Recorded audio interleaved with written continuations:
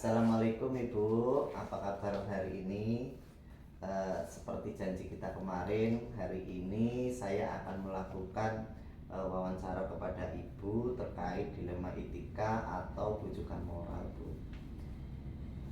Waalaikumsalam warahmatullahi wabarakatuh. Alhamdulillah saya sehat Pak. Insya Allah saya siap untuk pada siang hari ini. Mulai dari mana ya Pak? Nah ini Bu, selama ini bagaimana Ibu selaku kepala sekolah dapat mengidentifikasi kasus-kasus yang merupakan dilema etika atau bujukan moral?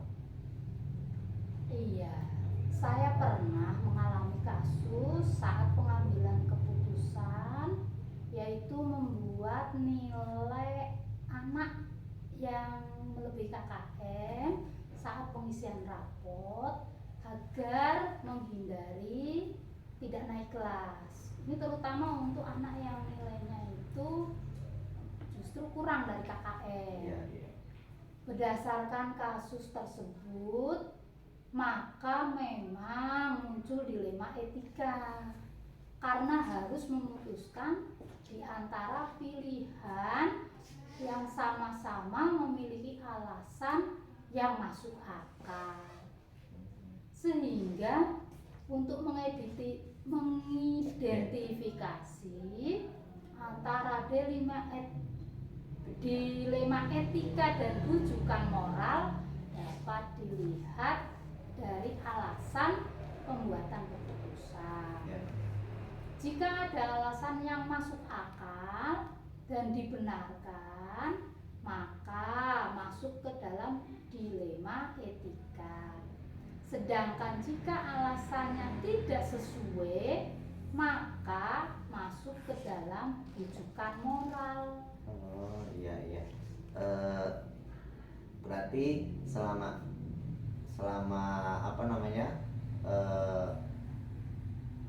keputusan itu tidak mengandung alasan yang masuk akal gitu ya, masuk akal itu bisa masuk di dalam dilema etika gitu ya. Manakala yang tidak sesuai ke dilema bujukan moral gitu ya. Kemudian ini Bu, selama ini bagaimana Ibu menjalankan pengambilan keputusan di sekolah, khususnya di SD Negeri 1 Logede ya.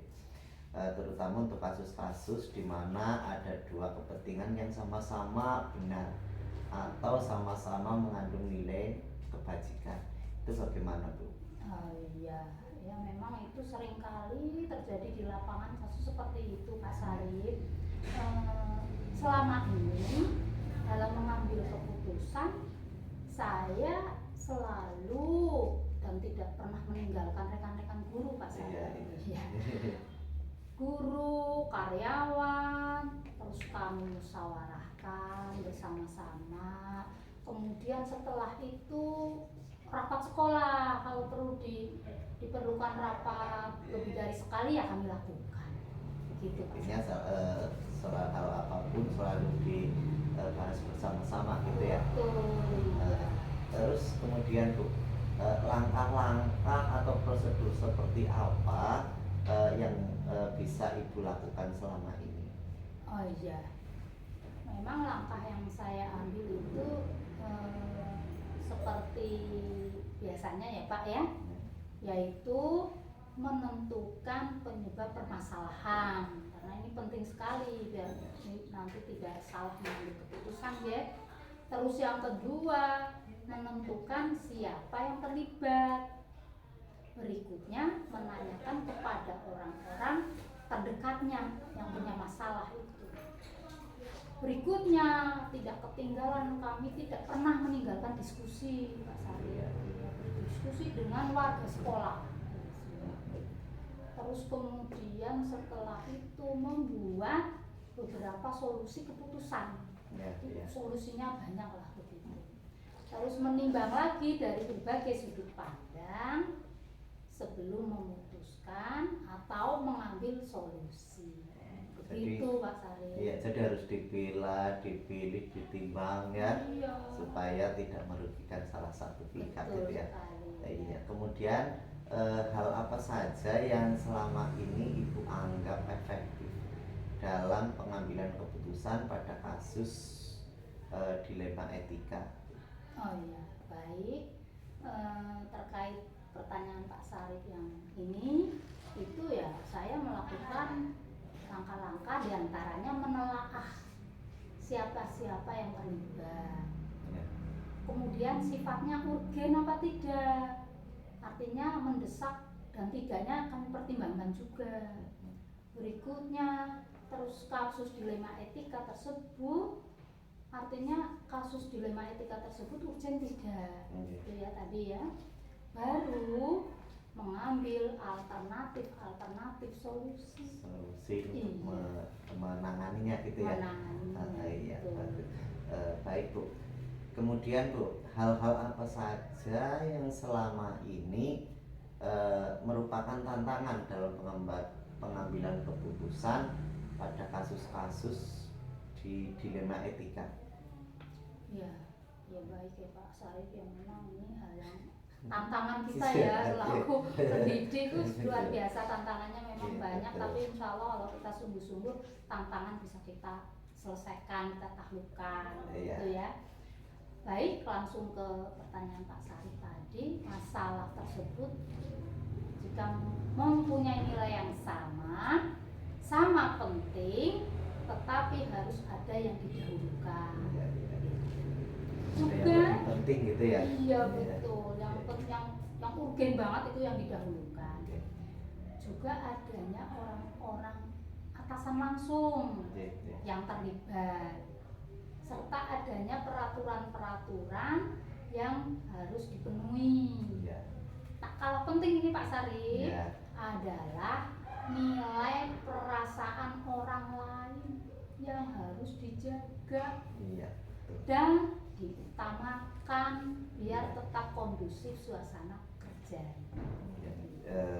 Jangan sampai dengan keputusan itu mengakibatkan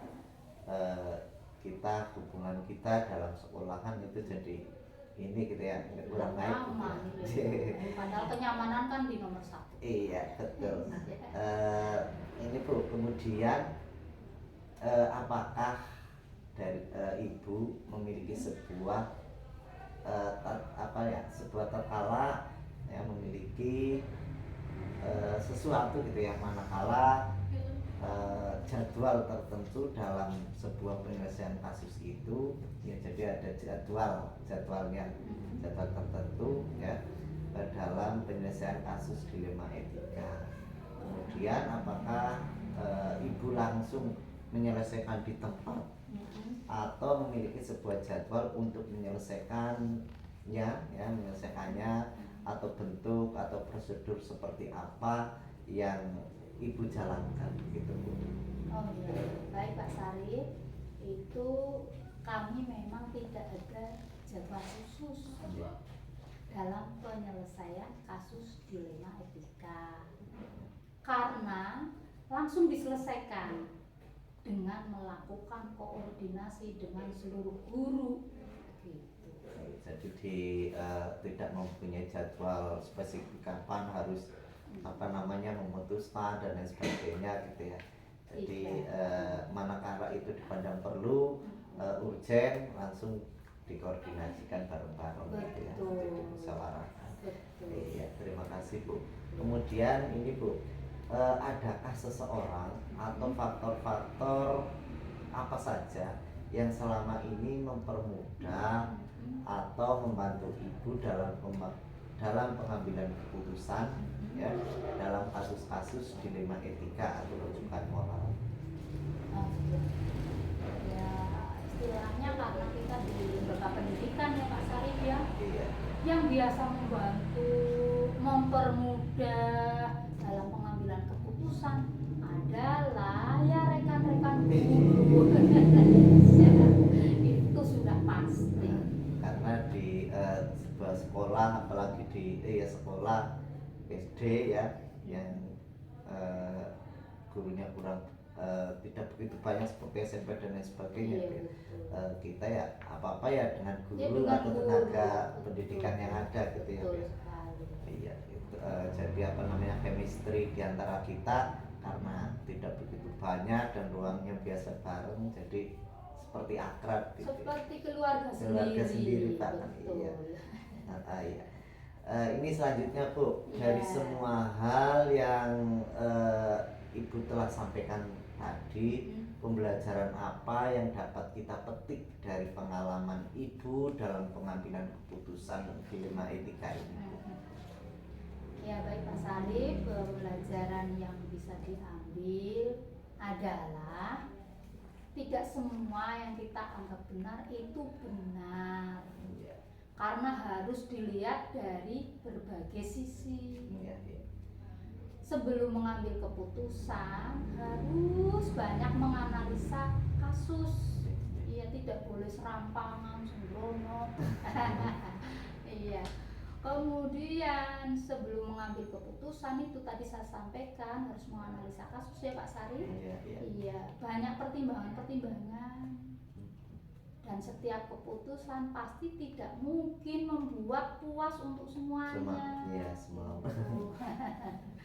Dan kemudian setiap keputusan itu pasti ada pihak yang tidak terpuaskan. Iya. Semua yang terlibat pada pengambilan keputusan harus siap menerima, baik itu memuaskan atau tidak Ataupun tidak, memuaskan. iya. Tapi yang penting kan kami sudah bermusyawarah, berdiskusi, mempertimbangkan sehingga insya Allah nanti keputusan yang jadi keputusan tentu keputusan yang sudah terbaik. Iya, terbaik untuk semuanya Untuk gitu ya. semuanya. Tentunya tidak memuaskan untuk semuanya, tapi ya insya Allah bisa terbaik, dilaksanakan. ya, bisa dilaksanakan dan tentunya menghormati serta melaksanakan keputusan yang ditetapkan untuk semuanya. Iya. Mungkin hanya itu Pak Sarif. Ya, terima kasih ya Bu ya. Iya, sama-sama. Atas waktunya. Iya. Mohon maaf telah mengganggu ya. Tidak. Dan terima kasih banyak untuk apa namanya ya, kita mengadakan dialog atau wawancara terkait dengan dalam pengambilan keputusan adanya dilema etika gitu ya. Mungkin itu yang saya apa namanya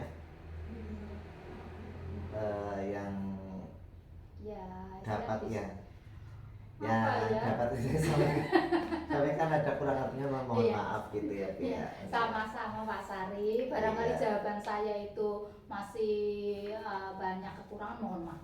Iya, intinya kita hanya apa namanya ingin tahu seperti apa sih gitu tentang Iya. dilema etika. Betul. Mungkin itu Bu, makasih sekali lagi. Sama-sama Pak Iya, Sarif, iya. nanti terus pamit. Begitu, Oke, monggo iya, lanjutkan iya. aktivitas Betul, berikutnya iya. sama-sama. Monggo.